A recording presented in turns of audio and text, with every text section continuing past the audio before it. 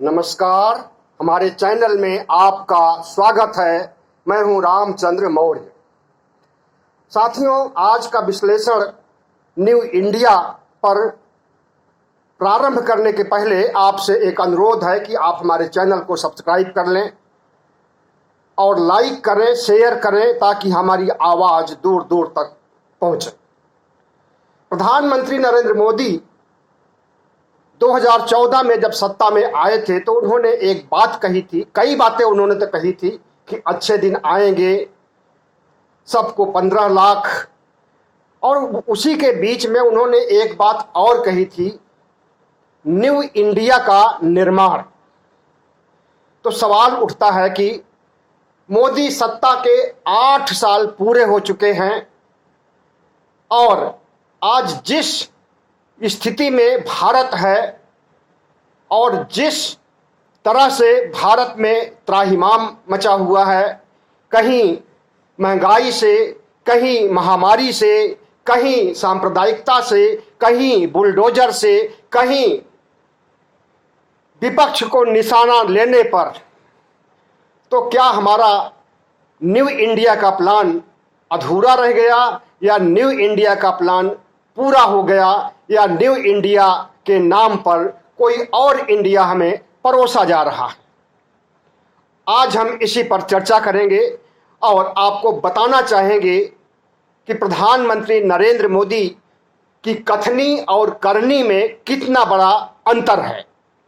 New India के तहत उन्होंने जो प्लानिंग शुरू किया था उसमें कई नई बातें थी, जैसे बुलेट ट्रेन, और बुलेट ट्रेन की शुरुआत भी की गई। अहमदाबाद से बॉम्बे तक के लिए पहली बुलेट ट्रेन चलाने की बात अब भी चल रही है, लेकिन 8 साल बीत गए। इन 8 सालों में बुलेट ट्रेन की तो बात छोड़िए, जो लोकल ट्रेन है, जो हमारी ट्रेन है, जो पहले से चल रही हैं, उनमें भी कटौती कर ली गई है और आए दिन ट्रेन को फूंका जा रहा है, सरकारी संपत्ति नष्ट हो रही है और रेलवे महकमे को ही बेचा जा रहा है, या यूं कहें कि बेच दिया गया है।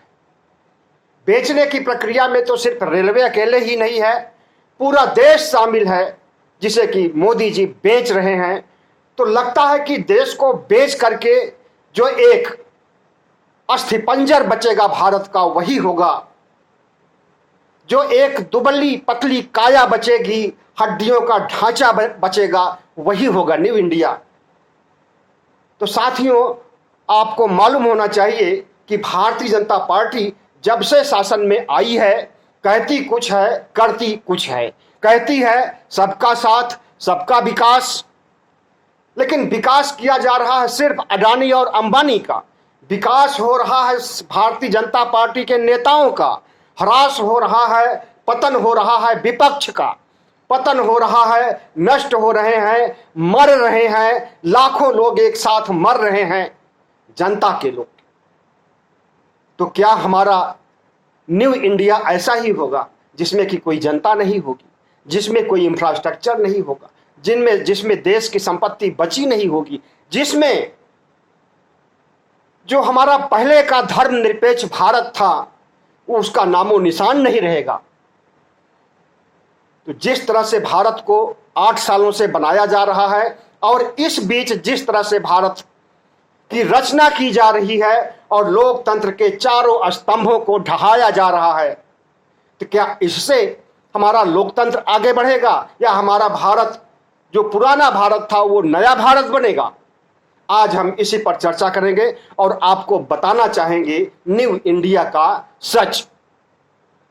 साथियों, भारतीय जनता पार्टी की सरकार जब 2002 से लेकर के 3-4 तक रही, उस बीच अटल बिहारी वाजपेयी प्रधानमंत्री हुआ करते थे और उन्होंने भी इसी तरह का एक जुमला दिया था, signing India, India signing, feel good factor. तो इंडिया साइनिंग तो आज तक नहीं हो पाया। प्रधानमंत्री अटल बिहारी वाजपेयी ने बहुत कोशिश किया बनाने के लिए और अपनी सरकार द्वारा हिदायत दिया राजधर्म का पालन करने के लिए, जहां पर कि लाखों लोगों का जीवन साशत में था। हम गुजरात की बात कर रहे हैं, जहां पर लगभग 2000 से लेकर के 3000 तक मुसलमान मारे गए थे 2002 के दंगों में।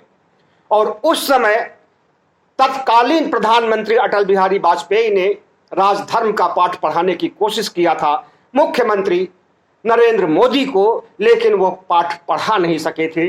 उन्हें मुख्यमंत्री पद से हटाने की भी पूरी कोशिश की थी, लेकिन हटा नहीं सके, क्योंकि वे अकेले चाहते थे हटाना। भारतीय जनता पार्टी के लोग बिल्कुल नहीं चाहते थे कि वे मुख्यमंत्री पद से हटें और राजधर्म को निभाएं।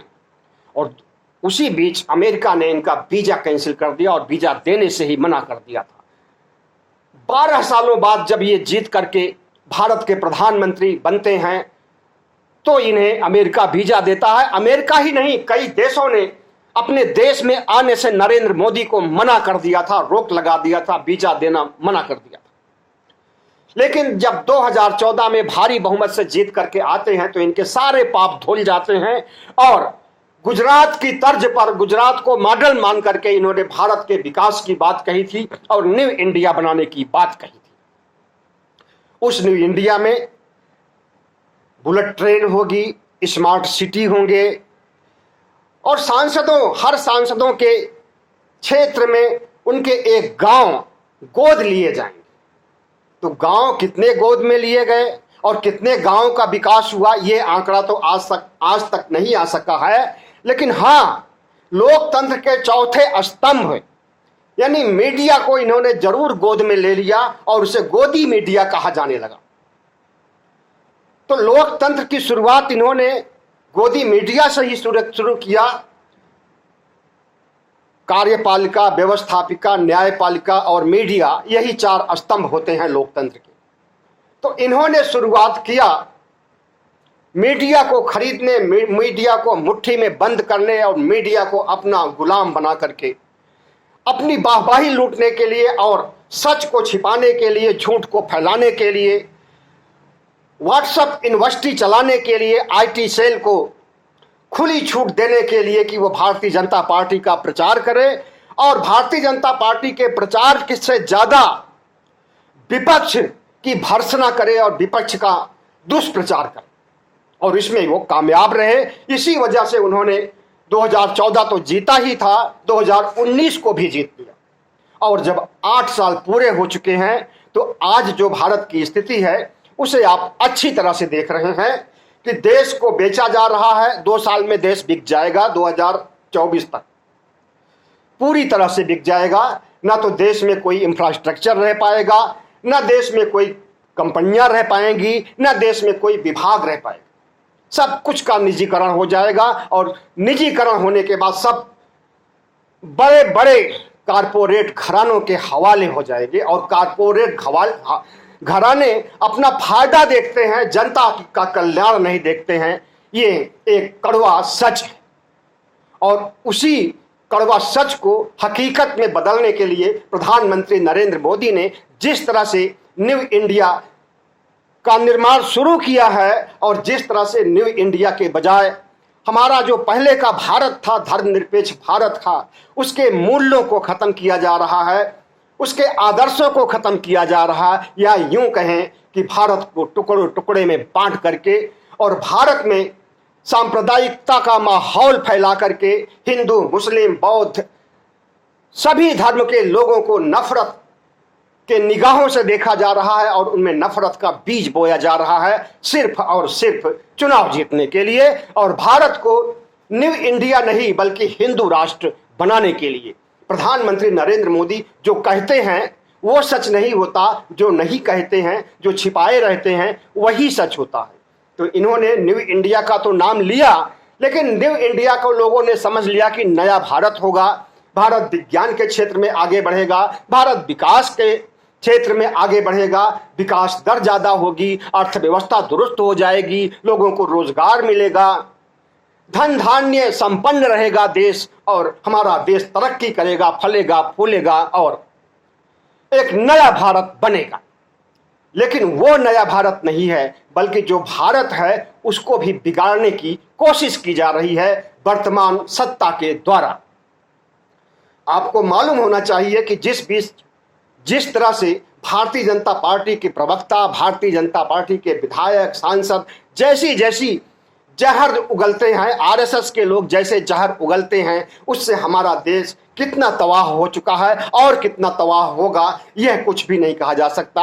अभी पिछले दिनों जिस तरह से नूपुर शर्मा ने, नवीन जिंदल ने हमारे देश को बदनाम करने के लिए, हमारे देश की अस्मिता को धूल में मिलाने के लिए पैगंबर मोहम्मद के खिलाफ, पैगंबर मोहम्मद को जलील किया, इससे सारी दुनिया जो है भारत से कुपित हो गई थी और भारत को माफी मांगने के लिए और इन दोनों को दंडित करने के लिए कहा गया था।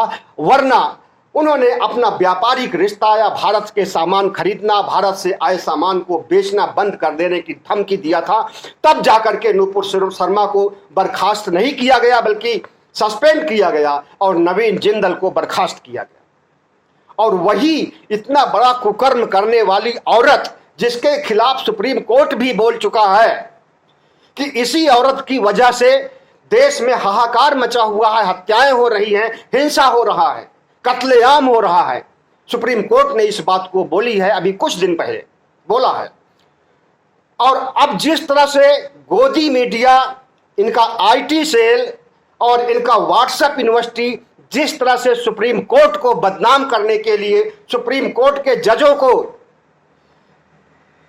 की इज्जत आबरू को उतारने के लिए जो काम कर रहे हैं वो बहुत ही घटिया और निहायत ही शरारतपूर्ण ढंग से किया जा रहा है। आपको मालूम होना चाहिए कि इस बीच सोशल मीडिया पर जिस तरह से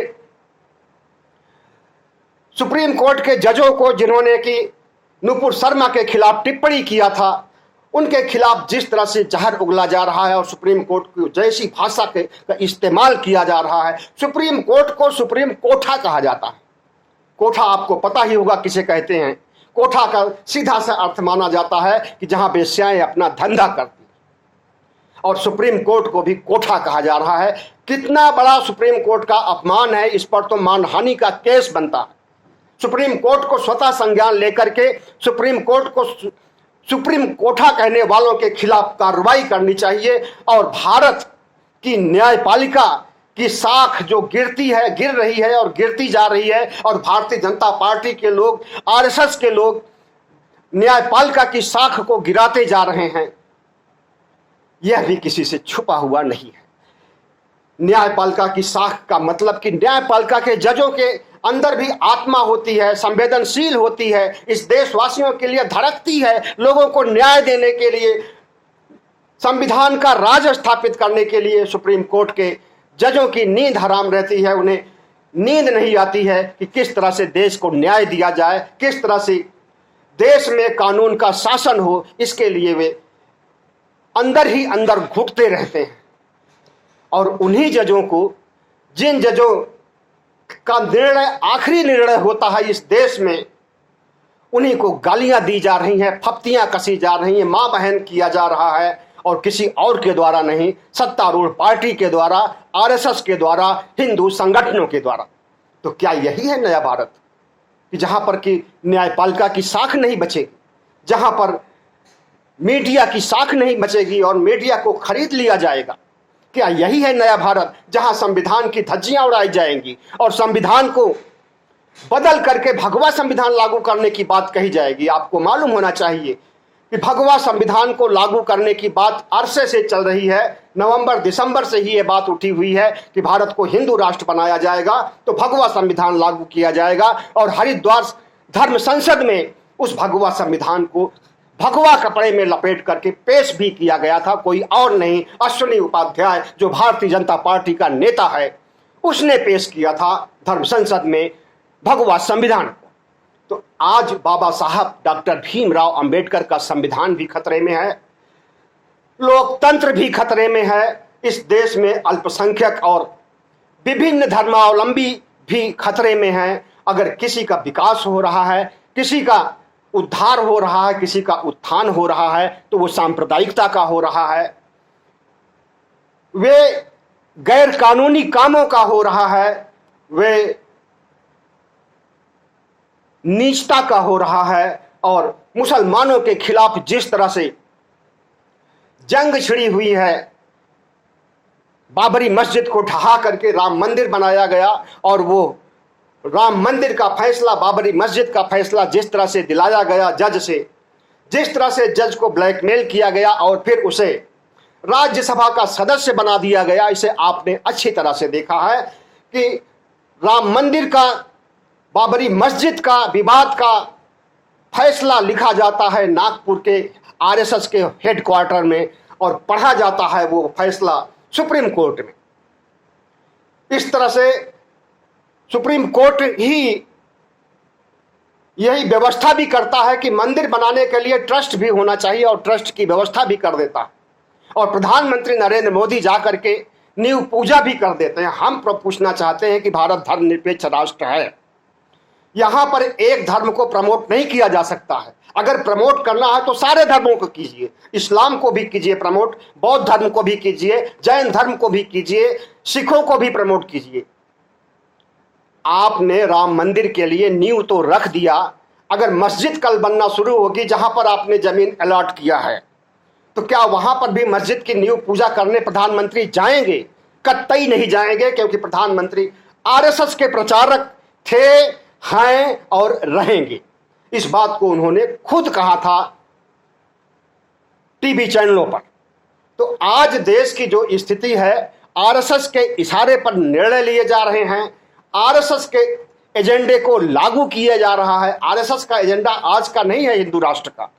जब से आरएसएस विजयदशमी 1925 के दिन आरएसएस का गठन हुआ था, उसी दिन से आरएसएस भारत को हिंदू राष्ट्र बनाने की बात कर रहा है और आज तक कामयाब नहीं हो पाया है। लेकिन 2014 में जब भारत के प्रधानमंत्री नरेंद्र मोदी बनते हैं और आरएसएस की विचारधारा आगे बढ़ाई जाती है तो आरएसएस को विश्वास हो गया है कि अब तो हम हिंदू राष्ट्र बना करके ही रहेंगे और उसी के लिए दुनिया भर के कुचक्र किए गए। CAA, NRC जैसे कानून लाए गए। एक कानून के तहत हिंदुओं को बाहर के देशों से बुलाया जाए, जैसे यहां पर हिंदुओं की कमी है, हिंदुओं में कितनी बेरोजगारी है, कितनी गरीबी है, उसको तो नहीं दूर कर सकते हैं, बल्कि दूसरे देश के हिंदुओं को भी बुलाना चाहते हैं। और दूसरा कानून था, इस देश के लोगों की नागरिकता खत्म की जाए, खास करके मुसलमानों की, दलितों की, पिछड़ों की नागरिकता को खत्म कर दिया जाए। यही है नया भारत और इसके लिए कोशिशें भी शुरू हो गई। नागरिकता खत्म करने के लिए जो शर्तें रखी, प्रमाण पत्र दिखाइए, प्रमाण पत्र में जो प्रमाण पत्र आपके पास है उसे मानेंगे नहीं, आपके कागजात, आपके घर के कागजात, आपके आईडी, आपका आधार कार्ड कुछ भी नहीं मानेंगे और आपको डिटेंशन कैंप भेज देंगे और डिटेंशन कैंप में जगह फुल हो जाएगी तो आपकी नागरिकता खत्म कर देंगे। न तो आप वोट दे पाएंगे, न आप चुनाव लड़ पाएंगे, किसी के लायक नहीं रह जाएंगे, इस देश के 2म दर्जे के नागरिक हो जाएंगे। यही है नया भारत। तो आरएसएस का यह घिनौना चाल उसे लग रहा है कि कामयाब होता हुआ नजर आ रहा है और आए दिन हिंदू राष्ट्र बनाने के लिए अब कस्में खाई जा रही है। हिंदू युवा वाहिनी, जिसकी स्थापना योगी आदित्यनाथ ने कई साल पहले किया था, उसने कई बार इस तरह के आयोजन किया जिसमें हिंदू राष्ट्र बनाने के लिए मार डालने, काट डालने, नरसंहार करने की बात कही है, कुर्बानी देने, बलिदान देने, बलिदान लेने की बात कही है और उनके खिलाफ आज तक कोई भी कार्रवाई नहीं हुई। और इसी तरह से धर्म संसद में जिस तरह से मुसलमानों के खिलाफ उन्हें काट डालने, मार डालने की बातें कही गई है, एक ही धर्म संसद में नहीं, कई धर्म संसद में बातें कही गई है, उसे आप अच्छी तरह से देख रहे हैं। और भारत के प्रधानमंत्री का चाल, चरित्र, चेहरा अब किसी से छुपा नहीं रह गया है। इनकी अधिनायकवादी विचारधारा, या यूं कहें कि इनकी हिटलर शाही, इनकी तानाशाही खुल करके सामने आ गई है। और जिस तरह से ये न सिर्फ मुसलमानों को टारगेट कर रहे हैं, उनके ऊपर बुलडोजर चला रहे हैं। किस कानून की किताब में लिखा है कि बुलडोजर चलाया जाए? अरविंद केजरीवाल का कहना है कि दिल्ली में 80% से ज्यादा मकान जो बने हुए हैं वे अवैध हैं। तो क्या आप 80% मकानों को गिरा दीजिएगा? नहीं, 80% में जितने मुसलमानों के हैं उसको सबको गिराएंगे। सिर्फ दिल्ली में नहीं, पूरे देश में, लखनऊ में, भोपाल में, जहां जहां इनकी सरकारें हैं, हर जगह बुलडोजर चल रहा है और हर जगह मुस्लिमों को तबाह किया जा रहा है। उन्हें इस देश को छोड़ने के लिए बाध्य किया जा रहा है, उन्हें आत्महत्या करने के लिए बाध्य किया जा रहा है। आपको मालूम होना चाहिए कि 2012 से लेकर के 2022 तक इन 10 सालों में 7.5 लाख बेरोजगार आत्महत्या कर चुके हैं। और आपने देखा कि हमारा जो हेल्थ इंफ्रास्ट्रक्चर था इतना घटिया, इतना ढील, और हेल्थ इंफ्रास्ट्रक्चर था ही नहीं दरअसल। इसीलिए कोरोना में इतनी मौतें हुई हैं, थोड़ी मौतें नहीं हुई हैं। भारत सरकार के अनुसार तो 5 लाख के आसपास मौतें हुई हैं, लेकिन WHO विश्व स्वास्थ्य संगठन के अनुसार 47 लाख से ज्यादा मौतें हुई हैं। यही है नया भारत कि कानून का राज खत्म हो जाएगा, संविधान का राज खत्म हो जाएगा, सांप्रदायिकता उफान पर होगी, हिंसा उफान पर होगी, पैगंबर मोहम्मद को जलील किया जाएगा, पूरी दुनिया कुपित हो जाएगी, मुस्लिम राष्ट्र व्यापार का रिश्ता तोड़ लेना चाहेंगे, उसके बाद उसे दंडित किया जाएगा लेकिन गिरफ्तार नहीं किया जाएगा। अब देखिए 2 दिन बाद सुप्रीम कोर्ट में उसकी गिरफ्तारी के लिए भी सुनवाई होने वाली है। हो सकता है कि उसके पहले ही गिरफ्तार कर ले, लेकिन हमें नहीं लगता है जब तक सुप्रीम कोर्ट का हथौड़ा, सुप्रीम कोर्ट का डंडा इनकी पीठ पर नहीं पड़ेगा तब तक उस कमबख्त महिला को गिरफ्तार नहीं किया जाएगा। कमबख्त महिला इसलिए कि पूरी दुनिया में थू थू कर रहे हैं लोग उसके ऊपर, और हिंदू समाज के लोग हैं, कट्टरपंथी हिंदू, सारे हिंदू नहीं, कट्टरपंथी हिंदू भारतीय जनता पार्टी और RSS के लोग हैं कि उसका बीच बचाव कर रहे हैं। वो तो खुल के कह रही है कि PMO से हमारे सीधा रिश्ता है, राजनाथ से हमारा, गृह मंत्री से हमारा सीधा रिश्ता है। वो तो खुल करके बोल रही है, दहाड़ रही है इस चीज को। तो क्या प्रधानमंत्री के इशारे पर उसने पैगंबर मोहम्मद के बारे में जलील किया उन्हें? क्या गृह मंत्री और रक्षा मंत्री राजनाथ के इशारे पर उसने ऐसा किया है? क्योंकि वहां से उसको ताकत मिलती है। साथियों, नया भारत कैसा होगा ये तो नहीं कहा जा सकता है, लेकिन नए भारत की जो तस्वीर उभर करके सामने आ रही है बहुत डरावनी है। इमरजेंसी जैसी स्थिति है, अघोषित आपातकाल सा लगा हुआ है और बहुत विभत्स भयानक है हमारा न्यू इंडिया, जिसकी कल्पना नरेंद्र मोदी कर रहे हैं। और जैसा भारत को बनाना चाहते हैं, जिस तरह से हिटलर शाही की ओर बढ़ना चाहते हैं, बढ़ाना चाहते हैं, और भारत में हाहाकार मचा है महंगाई को लेकर के, महामारी को लेकर के और बेरोजगारी को लेकर के, इस हाहाकार की तरफ उनका ध्यान नहीं है, बल्कि वे अपना बचाव करने, अपने पार्टी के लोगों का बचाव करने और विपक्ष को खत्म करने का मुहिम छेड़ चुके हैं। हमारे चैनल को सब्सक्राइब कीजिएगा, लाइक कीजिएगा।